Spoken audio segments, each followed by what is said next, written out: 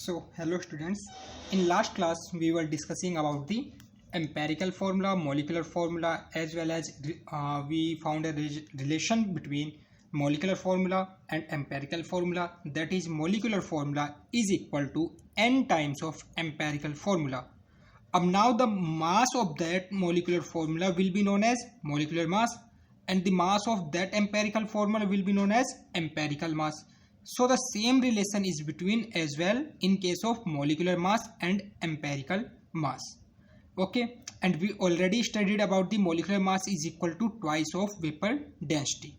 So using these three relations, we had already discussed some numericals based on it. Okay, so let us start our today's lecture with a numerical based on these topics, and then we will move further on the percentage composition. Okay, but with the help of percentage composition, how to find out empirical formula as well as molecular formula. Okay, so let us take one example and revise the topic, and then we will proceed further. Okay, so first example is that, for example, in this case, vapor density of a compound. Okay, what is given? Vapor density of a compound is 15. Vapor density is 15. Okay, calculate its molecular formula and empirical formula. ठीक है, calculate its molecular formula हमें यहाँ से calculate करना है. If empirical formula is CH3. okay, empirical formula given है, vapor density यहाँ पे given है, molecular formula calculate करना है. So कैसे करोगे? सिंपल सी बात है, empirical formula से क्या calculate कर सकते हो? एम्पेरिकल मास. सो एम्पेरिकल मास क्या होगा?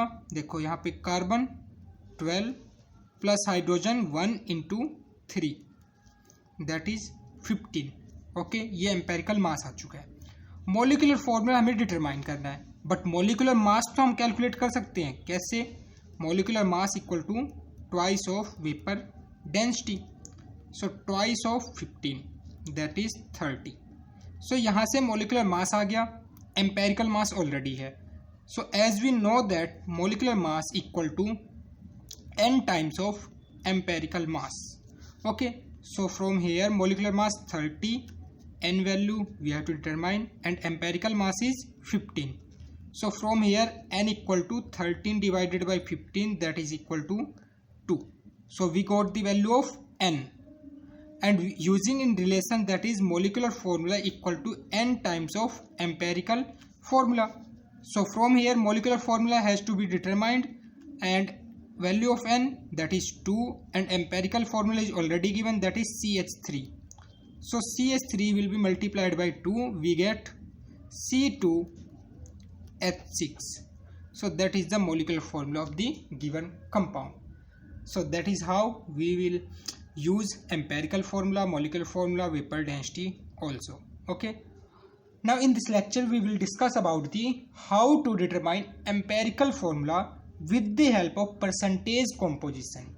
Okay, percentage composition will be given in the question, and we have to find out the empirical formula. तो इसके लिए हमें डिफरेंट टाइप के स्टेप्स याद रखने पड़ेंगे. ठीक है, वो स्टेप्स के लिए आपको एक टेबल बनानी होगी, और उस टेबल के अकॉर्डिंग वहाँ पे प्रोसीड करना पड़ेगा. तो पहले उस टेबल के बारे में डिस्कस कर लेते हैं. ठीक है, पहले उस टेबल के बारे में डिस्कस कर लेते हैं, देन वी प्रोसीड फर्दर. तो टेबल के लिए क्या करना है? फर्स्ट कॉलम बनाना है.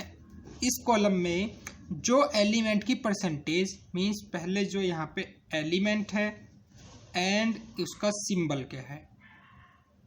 ठीक है, ये हो गया हमारा फर्स्ट कॉलम. सेकंड कॉलम में वहाँ पे परसेंटेज ऑफ दैट एलिमेंट जो हमें क्वेश्चन में मिलेगी, उसकी परसेंटेज. ठीक है, सेकंड कॉलम. अब यहाँ पे एलिमेंट मिल गया, सिंबल हो गया उसका, परसेंटेज ऑफ दैट एलिमेंट मिल गया. उसके बाद उस एलिमेंट का atomic mass, atomic mass of element, जो भी एलिमेंट गिवन है उसका एटॉमिक मास. क्लियर? अभी देखो परसेंटेज गिवन है, तो अगर मैं इसको 100 में से मानूं, तो सपोज जो परसेंटेज है उसको मैं वहाँ पे ग्राम में कन्वर्ट कर दूँ. सपोज मेरे पास 100 ग्राम कंपाउंड था, तो उसमें से 100 ग्राम में से अगर मैं यहाँ पे कह दूँ, सपोज मेरे पास कोई भी एलिमेंट अगर यहाँ पे x होता और उसकी परसेंटेज सपोज यहाँ पे 10% होती, तो उसका जो वहाँ पे गिवन मास क्या हो जाता, जब ओवरऑल मैं 100 ग्राम कह रहा हूँ उसका 10% है वो एलिमेंट x, तो इट मीन्स वो कितना होगा 100 ग्राम का 10%, that is 10 gram. So simply यहाँ से जो यहाँ पे परसेंटेज गिवन होगी इट मीन्स वो उसका गिवन मास होगा, और ये यहाँ पे क्या होगा एटॉमिक मास। तो यहाँ से हम निकाल सकते हैं उसके नंबर ऑफ मोल्स, यहाँ से नंबर ऑफ मोल्स कैलकुलेट करोगे उसके कंपाउंड जो एलिमेंट का ऑफ एलिमेंट, ठीक है, नंबर ऑफ मोल्स कैलकुलेट कर लिए। उसके बाद क्या करना है, simplest molar ratio, molar ratio जो वहां पे नंबर ऑफ मोल्स आएंगे उसमें से कंपेयर करेंगे कि सबसे छोटा नंबर ऑफ मोल्स किसका है, और उससे सभी नंबर ऑफ मोल्स को डिवाइड करेंगे, तो वहां से हमें मिलेगा simplest molar ratio. Simplest molar ratio मिलने के बाद उसको कन्वर्ट करना, अगर सपोज वो फ्रैक्शन में आ रहा है तो उसको क्या करोगे simplest whole number molar ratio में कन्वर्ट करना है, simplest whole number molar ratio. Clear है? तो ये सभी स्टेप्स होंगे। फर्स्ट स्टेप में क्या करना है, मुझे एलिमेंट एंड सिंबल लिखने हैं। सेकंड स्टेप में उसकी परसेंटेज कॉम्पोजिशन क्या गिवन है। थर्ड स्टेप में उसका एटॉमिक मास क्या है। फोर्थ स्टेप में उसके नंबर ऑफ मोल्स कैलकुलेट करते हैं। फिफ्थ स्टेप में जितने भी नंबर ऑफ मोल्स हमने कैलकुलेट किए उसका क्या करना है, यहाँ पे सिंपलेस्ट रेशो निकालना है। और सिक्स्थ स्टेप में अगर वो जो रेशो आए यहाँ पे फ्रैक्शन में या डेसिमल में आ रहे हैं तो उसको हम कन्वर्ट करेंगे होल नंबर रेशो में। ठीक है, तो ये सभी स्टेप्स हमें करने होंगे। क्लियर है? अब इन स्टेप्स के बेसिस पे हम यहाँ पे कुछ क्वेश्चंस देखते हैं और फिर इसको क्लियर आउट करते हैं। जैसे हम फर्स्ट क्वेश्चन गिवन है, a salt has following composition, sodium 29.11, that is हम यहाँ पे इसको सोडियम और इसका सिंबल Na, परसेंटेज इसकी है 29.11, ओके। सल्फर 40.51, सल्फर है एस सिंबल एंड इसकी कंपोजिशन है 40.51%। Then after that oxygen,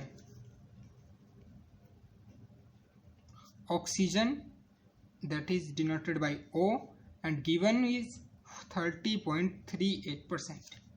okay, first step complete, second step complete. ये हमें क्वेश्चन से डाटा मिल चुका है। थर्ड स्टेप में क्या होगा, ये हमें नोन होना चाहिए कि जो इसके क्या होते हैं एटॉमिक मास क्या होते हैं। Like sodium atomic mass 23, sulphur 32, oxygen 16। Third step complete. Fourth step में क्या होगा, नंबर ऑफ मोल्स निकालने हैं। मैंने ये कहा था इनको आउट ऑफ 100 ग्राम मान लेना, इट मीन्स इतने ग्राम ये है उसमें 100 ग्राम में, तो ये तो इसका गिवन मास हो गया और ये इसका मोलर मास। तो यहाँ से कैलकुलेट कर सकते हो number of moles. Number of moles का एक फॉर्मूला था हमारे पास, क्या, given mass that is given mass upon में molar mass. So given mass is 29.11 divided by 23। Clear? तो इसको सिंप्लीफाई करोगे, यहाँ से वैल्यू मिलेगी। सेकंड केस में क्या है, 40.51 डिवाइडेड बाई 32, इसको सिंप्लीफाई करोगे, यहाँ से वैल्यू आएगी। थर्ड केस में क्या है, 30.38 डिवाइडेड बाई 60, तो इसको सिंप्लीफाई करेंगे। तो जब इनको सिंप्लीफाई किया हमने, यहाँ से इसकी वैल्यू आई 1.266, इसको सिंप्लीफाई किया, इसकी वैल्यू आई 1.266, और जब इसको सिंप्लीफाई किया 30.38 डिवाइडेड बाई 16, ये आई 1.89। ओके, ये यहां से हमें नंबर ऑफ मोल्स मिल गए 1.266, यहां से second also 1.26, third one is 1.89। Clear? अब यहाँ पे मुझे फिफ्थ स्टेप में क्या करना है, सिंपलेस्ट मोलर रेशो। तो सिंपलेस्ट मोलर रेशो कैसे कैलकुलेट करोगे, जो यहाँ पे नंबर ऑफ मोल्स आए इनमें सबसे स्मॉलर कौन सा है, ये भी 1.26, ये 1.26, ये 1.89, इट मीन्स ये तो लार्जर है, ये दोनों इक्वल है, तो दोनों में से कोई वैल्यू ले लो और उसको तीनों से डिवाइड कर देंगे। जितने भी यहाँ पे नंबर ऑफ मोल्स है सबसे डिवाइड। तो फिलहाल यहाँ पे 3 केस है तो तीनों से डिवाइड करोगे। दैट इज फर्स्ट में 1.266 डिवाइडेड बाई 1.26, सेकेंड में भी 1.266 डिवाइडेड बाई 1.26, थर्ड में 1.89 डिवाइडेड बाई 1.26। सो इसको डिवाइड किया 1, इसको डिवाइड किया 1 और इसको इससे डिवाइड किया, दैट इज 1.5। और 1.5 को क्या लिख सकते हो, दैट इज 3/2। क्लियर। तो यहां से रेशो मिला हमें 1:1:3/2। अब ये तो सिंपलेस्ट मोलर रेशो आ चुका है, बस ये हमें यहाँ पे क्या मिल रहा है, फ्रैक्शन में। तो इसको कन्वर्ट करना होगा किसमें, होल नंबर रेशो में। लास्ट कॉलम हमारा क्या है, सिंपलेस्ट होल नंबर रेशो। तो जब सिंपलेस्ट होल नंबर रेशो में कैलकुलेट करेंगे तो क्या करेंगे, इसको देखो यहाँ पे फ्रैक्शन में जो नंबर है इसको मैं यहाँ पे कंप्लीट यहाँ पे मल्टीप्लाई कर दूं, या फिर ओवरऑल इक्वेशन को मैं मल्टीप्लाई बाई 2 कर दूं। इसको मल्टीप्लाई 2 से किया, इसको मल्टीप्लाई 2 से किया, इसको मल्टीप्लाई 2 से, तो ये तो कैंसल आउट, ये 2:2:3। तो ये हमारा आ गया होल नंबर रेशियो में। तो ये 2:2:3। क्लियर। इट मीन्स वहाँ पे जो सोडियम होगा उसके एटम कितने हैं, 2, सल्फर के 2, ऑक्सीजन के 3। तो इसको हम लिखेंगे दैट इज सोडियम के 2, सल्फर के 2, ऑक्सीजन के 3। तो ये हमारा आ गया एम्पेरिकल फॉर्मूला। क्लियर है। तो इस तरह से हम एम्पेरिकल फॉर्मूला को क्या करेंगे, कैलकुलेट कर सकते हैं। क्लियर। तो इसके अंदर बेसिक से स्टेप्स क्या होंगे, फर्स्ट स्टेप है एलिमेंट और उसके सिंबल को लिखना। क्लियर। यहाँ पे देखो क्लियर, एलिमेंट एंड सिंबल को डिनोट करना। सेकंड स्टेप में उसकी परसेंटेज जो गिवन है क्वेश्चन में। थर्ड स्टेप में एटॉमिक मास हमें उसका पता होगा। फोर्थ स्टेप में उसके मोल्स निकालने होंगे। मोल्स कैसे निकालोगे, जो उसकी परसेंटेज गिवन है अपॉन में एटॉमिक मास, जो एटॉमिक मास हमने ये लिखा है। Fourth step complete. फिफ्थ में क्या करना है, जो ये नंबर ऑफ मोल्स आए हैं उनमें से सबसे स्मॉलर क्वांटिटी को पिक करना है। जैसे कि यहाँ पे 1.266 सबसे स्मॉलर था, उस क्वांटिटी को पिक करके और तीनों से ही यहाँ पे डिवाइड करना है इंडिविजुअल। इसको भी डिवाइड किया 1.26 को 1.26 से, इधर भी 1.26 को 1.26 से, और इधर 1.89 को 1.26 से। तो इसको डिवाइड किया 1, इसको डिवाइड किया 1, इसको डिवाइड किया 1.5, जिसको हम 3/2 लिख सकते हैं। क्लियर। अब इसको वहां पे हमें फ्रैक्शन में नहीं चाहिए या डेसिमल में नहीं चाहिए, तो क्या करना होगा, इसको होल नंबर में बनाना पड़ेगा। तो होल नंबर में बनाने के लिए इसको कन्वर्ट करोगे तो क्या हो जाएगा, मल्टीप्लाई बाय 2 कर दो, तो 2, 2, 3। तो यहां से मैं कह सकता हूं इसका एम्पेरिकल फॉर्मूला आ गया Na कितने, सोडियम कितने 2, सल्फर 2, ऑक्सीजन 3, Na2H2O3। क्लियर है। चलो कुछ और न्यूमेरिकल्स देखते हैं, उसके बेसिस पे करते हैं। जैसे यहाँ पे क्वेश्चन गिवन है क्या कि 2.38 gram of uranium was heated in air. 2.38 gram uranium लिया, उसको एयर में हीट किया, ठीक है। उसके बाद एयर में किया तो वो ऑक्सीडाइज हुआ, वहां से ऑक्साइड बनाया उसने। जो ऑक्साइड का वेट आया वो आया 2.806 ग्राम। क्लियर। तो इसका एम्पेरिकल फॉर्मूला, ऑक्साइड जो होगी उसका एम्पेरिकल फॉर्मूला डिटरमाइन करो। तो देखो यहाँ पे परसेंटेज कॉम्पोजिशन दी नहीं, बट हम परसेंटेज कॉम्पोजिशन क्या कर सकते हैं, कैलकुलेट कर सकते हैं।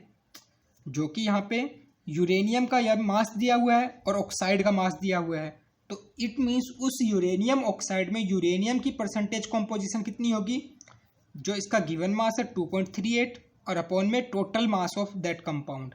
तो यूरेनियम ऑक्साइड का टोटल मास 2.806। तो इसको सिंप्लीफाई करोगे, यहाँ से आया 84.82%। इट मीन्स गिवन ऑक्साइड में यूरेनियम कितना कंटेन कर रहा है, 84.82%। तो जब ये 84.82% यूरेनियम है तो इसका जो रेस्ट पार्ट होगा वो क्या हो जाएगा, ऑक्सीजन। तो इसको 100 में से सब्ट्रैक्ट कर दो, तो यहाँ से आ गया अमाउंट ऑफ ऑक्सीजन। तो अब हमारे पास परसेंटेज कॉम्पोजिशन आ चुकी है, अब एम्पेरिकल फॉर्मूला कैलकुलेट कर लेंगे।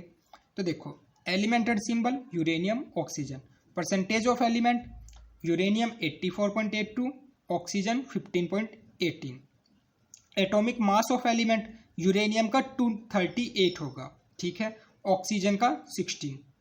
अब नंबर ऑफ मोल्स निकालने हैं, तो गिवन परसेंटेज 84.82 और डिवाइडेड बाय 238, और यहाँ से जो इसके ऑक्सीजन था इसकी given percentage 15.18 divided by 16। Clear. तो यहाँ से मोल्स जो निकले 0.35 in case of uranium and 0.949 in case of oxygen. तो जब इसका सिंपलेस्ट मोलर रेशियो निकालोगे तो क्या करना होगा, स्मॉलर क्वांटिटी कौन सी है, ये वाली स्मॉलर नंबर ऑफ मोल्स है इसके पास, तो इससे डिवाइड करोगे दोनों को इंडिविजुअल। तो इससे डिवाइड किया 0.356 से को 0.356 से, तो यहाँ से नंबर ऑफ मोल्स मिले सिंपलर मोलर रेशियो में 1, और इसको डिवाइड किया तो 2.66।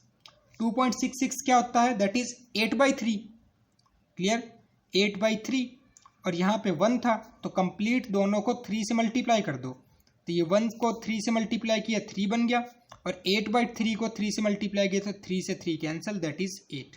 तो 3:8, इट मीन्स यूरेनियम 3 ऑक्सीजन 8। तो एम्पेरिकल फॉर्मूला क्या बन गया, U3O8।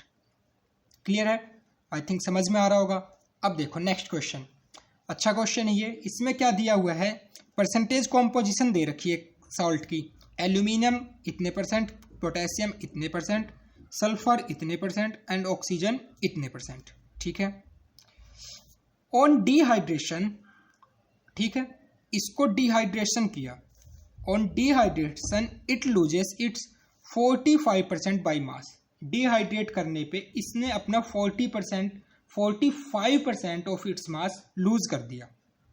तो डिटरमाइन करो इसका empirical formula of anhydrous salt as well as crystalline means hydrous salt, जो इसका हाइड्रेटेड साल्ट होगा और as well as anhydrous form में। इट मीन्स एक बार तो हमें विदाउट एनहाइड्रस, यहाँ पे भी देखो हाइड्रोजन तो है नहीं, तो it means potassium, aluminium, sulphur, oxygen की हेल्प से इसका हम एनहाइड्रस फॉर्म का एम्पेरिकल फॉर्मूला डिटरमाइन करेंगे, और फिर उसके बाद हमें hydrated form means number of water molecules जो होते थे ना, वाटर ऑफ क्रिस्टलाइजेशन जो हम कहते थे, तो वो क्रिस्टलाइन सॉल्ट का यहाँ पे फॉर्मूला निकालना है। तो कैसे कैलकुलेट करोगे, सबसे पहले क्या करना है, एम्पेरिकल फॉर्मूला निकाल दो सिंपली, वही element symbol, percentage of that element, atomic mass of that element, तो यहाँ से नंबर ऑफ मोल्स निकलेंगे। तो देखो 15.1, एटॉमिक मास 39, तो 15.1 डिवाइडेड बाई 39 तो 0.39, एल्यूमिनियम के मोल्स 0.39, सल्फर के 0.78, ऑक्सीजन के 3.12। अब नंबर ऑफ मोल्स जब निकल गए तो क्या करना है, उसको सिंपलेस्ट रेशियो निकालना है। इनमें सबसे छोटी क्वांटिटी कौन सी, 0.39, तो 0.39 से सबको डिवाइड कर दो, तो डिवाइड किया तो रेशियो आया 1128। अब इसमें कोई भी हमें यहाँ पे कोई भी होल नंबर, हाँ फ्रैक्शन में या फिर डेसिमल में नहीं मिला, तो ऑलरेडी होल नंबर में, तो ऑलरेडी वही जो सिंपलेस्ट मोलर रेशियो था वही सिंपलेस्ट होल नंबर रेशियो भी होगा। तो ये यहाँ से रेशियो मिल गया। It means potassium 1, aluminium 1, sulphur 2, oxygen 8। तो यहाँ से फॉर्मूला क्या हो जाएगा, KAlH2O8, KAlH2O8। ठीक है, तो ये फॉर्मूला हमें यहाँ से एम्पेरिकल फॉर्मूला डिटरमाइन हो गया। अब क्वेश्चन में इसने ये कहा था कि उसको हीट करने पे या डिहाइड्रेशन करने पे 45% वो अपना मास लूज कर रहा है, डिहाइड्रेशन करने पे 45% अपना मास लूज कर रहा है। तो सपोज इनिशियली मैंने ये समझ लिया, let empirical mass of hydrated salt मैंने मान लिया 100U था। क्लियर, अब उसमें से उसने जब डिहाइड्रेटेड हुआ तो 45.6% मास लूज किया, तो 100U में से 45.6% मास लूज कर दिया, तो बचा कितना, 54.4U। इट मीन्स जो उसके अंदर डिहाइड्रेटेड साल्ट या एनहाइड्रेटेड साल्ट बचेगा वो कितना, 54.4U बचेगा। क्या है, देखो कि हमने जो एम्पेरिकल मास हाइड्रेटेड साल्ट का सपोज 100U मान लिया, और क्वेश्चन में क्या है कि वो डिहाइड्रेशन करने पे 45.6% मास लूज कर देता है, तो 100 में भी क्या होगा, 45.6% मास लूज कर देगा, तो बचेगा कितना, 54.4U। ये किसका वेट आ गया, डिहाइड्रेटेड साल्ट का। तो जब हमारे पास 100 ग्राम हाइड्रेटेड सॉल्ट था तो वो 54.4 ग्राम डिहाइड्रेटेड सॉल्ट दे रहा था। It means 54.4 gram dehydrated salt से हमें 100 ग्राम हाइड्रेटेड सॉल्ट मिल रहा था, या फिर एटॉमिक मास यूनिट की बात कर रहे हो तो 54.4 एटॉमिक मास यूनिट से 100 एटॉमिक मास यूनिट हाइड्रेटेड मिल रहा था। तो 1 एटॉमिक मास यूनिट अनहाइड्रेटेड से हमें कितना हाइड्रेटेड मिलेगा, 100/54.4, और मिला कितना है, देखो ये जो हमारे पास एम्पेरिकल फॉर्मूला आया है इससे इसका एम्पेरिकल मास कैलकुलेट कर सकते हो। सो एम्पेरिकल मास इक्वल टू, यहाँ से कैलकुलेट करोगे तो 258 AMU। सो यहाँ से 258 AMU के लिए क्या कैलकुलेट करोगे, multiplied by 258, that is 474.3 atomic mass unit. तो it means 258 atomic mass unit of dehydrated salt या anhydrated salt contain 474.3 atomic mass unit hydrated salt. It means वहाँ पे हाइड्रेशन के कितने मास रहा होगा, इन दोनों का डिफरेंस, तो 474.3 minus 258, that is 216.3 atomic mass unit जो मास होगा वो किसका था, ओनली हाइड्रेशन का था। हाइड्रेशन में क्या होता है, वाटर मॉलिक्यूल्स, तो इतने मास का वाटर मॉलिक्यूल्स होंगे, और एक वाटर मॉलिक्यूल का मास हमें पता है कितना होता है, 18U, क्योंकि वाटर मॉलिक्यूल क्या है, H2O, और H2O में क्या होगा 1 × 2 + 16 दैट इज 18। तो एक यहाँ पे एक H2O मॉलिक्यूल का मास 18, तो 216 में कितने होंगे, 216 divided by 18 that is 12 crystals of water, ठीक है, 12 मॉलिक्यूल्स ऑफ वाटर। तो यहाँ पे KAlH2OH.12H2O ये इसके वाटर ऑफ क्रिस्टलाइजेशन आ गए, ठीक है, समझ में आया, क्लियर से क्वेश्चन था। एक बार फिर से रिवाइज कर देता हूँ कि यहाँ पे लेट कर लेना है कि हाइड्रेटेड सॉल्ट का मास क्या आया, हमने सपोज लिया हाइड्रेटेड में था ये 100U, क्लियर। अब उसमें से हाइड्रेशन करने पे 45.6% लूज हो जाता है, तो 100U में से 45.6% लूज हुआ तो कितना बचा, 54.4U, clear. It means 54.4U था डिहाइड्रेटेड सॉल्ट किसके अंदर, जब हमारे पास 100U हाइड्रेटेड सॉल्ट था। तो इट मीन्स 1U में कितना रहा होगा, 100/54.4, और 258 में तो 100/54.4 मल्टीप्लाई बाई 258, तो ये हाइड्रेटेड का आ गया और ये हमारे पास डिहाइड्रेटेड का था। दोनों का डिफरेंस से हम निकाल लेंगे हाइड्रेशन मॉलिक्यूल्स का वेट, और हाइड्रेशन मॉलिक्यूल्स में वाटर होता है, एक वाटर का मॉलिक्यूल का मास 18U, सो 216 में 216 divided by 18 that is 12 molecules of water, clear है। So that is how we can calculate empirical formula and also, हाँ अब नाउ हाँ एक क्वेश्चन ऐसा लेते हैं कि जिसमें एम्पेरिकल फॉर्मूला के साथ साथ मॉलिक्यूलर फॉर्मूला को भी कैलकुलेट करें। तो उसके लिए मॉलिक्यूलर फॉर्मूला कैलकुलेट करवाने के लिए वो उसमें या तो वेपर डेंसिटी देगा या फिर उसका मोलर मास देगा, ठीक है। क्वेश्चन के अंदर या तो वेपर डेंसिटी गिवन रहेगी या फिर मोलर मास, और मोलर मास हमें पता है ट्वाइस ऑफ वेपर डेंसिटी होता है, तो दोनों में से कोई भी क्वांटिटी दे दे। जैसे क्वेश्चन है ये कि a compound contain 4.07% hydrogen, 24.27% carbon, 71.65% chlorine, okay. Its vapour density is 49.48 gram, यहाँ पे वेपर डेंसिटी मेंशन की गई है। What are its empirical formula and molecular formula, यहाँ पे मॉलिक्यूलर फॉर्मूला आस्क किया हुआ है और जबकि वेपर डेंसिटी गिवन है, क्लियर। तो कैसे करोगे, सबसे पहले एम्पेरिकल फॉर्मूला कैलकुलेट कर लो। यहाँ से परसेंटेज गिवन है किसकी, हाइड्रोजन की, कार्बन की, क्लोरीन की, कार्बन हाइड्रोजन क्लोरीन, ये इनकी परसेंटेज गिवन है। Atomic mass carbon 12, hydrogen 1, chlorine 35.5 जो इनका एवरेज आता है। अब मोल्स निकालने हैं तो गिवन परसेंटेज 24.27 अपॉन में that is atomic mass 12। Similarly here 4.07 divided by 1, similarly here 71.65 divided by 35.5। So on dividing we get 2.02, here 4.07, here 2.02। तो अब सिंपलेस्ट मोलर रेशो कैलकुलेट करना है तो सबसे स्मॉलर क्वांटिटी कौन सी, चाहे ये मान लो चाहे ये, दोनों 2.02 है, तो 2.02 से तीनों के इंडिविजुअल डिवाइड, तो 2.02 से डिवाइड किया 1, इसको 2.02 से डिवाइड किया तो 2, ठीक है। ये देखो यहाँ पे 4.07 है, तो ऑलमोस्ट ये यहाँ पे फ्रैक्शनल जो होगा 0.12% की यहाँ पे एरर चल जाएगी, ठीक है। And 2.02 divided by again 2.02 that is 1। तो ये ऑलरेडी होल नंबर में है, तो इनको simplest whole number ratio as it is रहेगा। इट मीन्स कार्बन का 1, हाइड्रोजन का 2 एंड क्लोरीन का 1 एटम है इसके अंदर। सो एम्पेरिकल फॉर्मूला आ गया CH2Cl। अब एम्पेरिकल फॉर्मूला आ गया तो एम्पेरिकल मास कैलकुलेट कर सकते हो। यहाँ से empirical formula this, so empirical मास क्या हो जाएगा 12 प्लस 1 इंटू 2 प्लस क्लोरीन 35.5।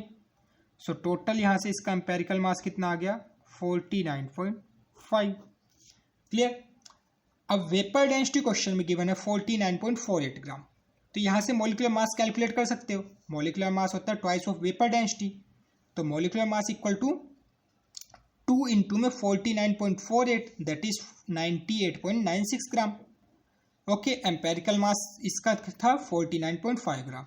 अब मोलिकुलर मास है, एम्पेरिकल मास है, तो इनके बीच रिलेशन क्या होता है, molecular mass equal to n times of empirical mass.